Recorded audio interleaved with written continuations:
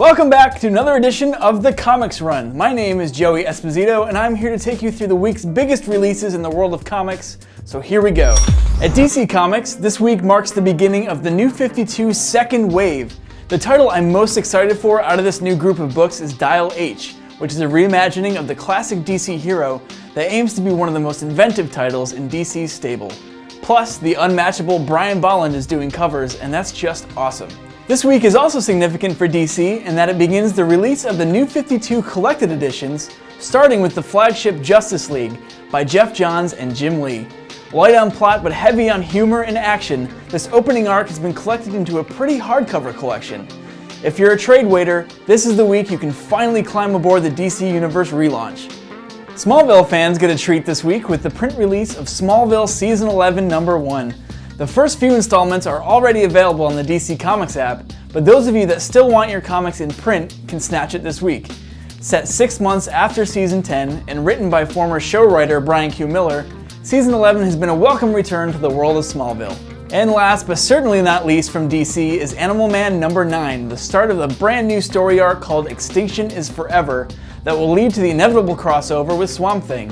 With new artist Steve Pugh on board, Animal Man continues to be unstoppable. And again, if you're a trade waiter, the first volume of Animal Man in trade paperback releases this week as well.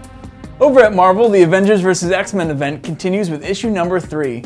The Phoenix Force is en route to Earth, but with Marvel's greatest heroes going at it, it remains to be seen if they'll stop quarreling in time to actually do something about it. Regardless of how things turn out, I think you can expect lots of punching and broken bones. And finally, the much anticipated return of Valiant Comics happens this week with the release of X-O Manowar Number 1. Spearheaded by some grade A talent and an editorial team that brought you some of the best comics of the last decade, this is a company to watch even if you're too young to have read X-O back in the day.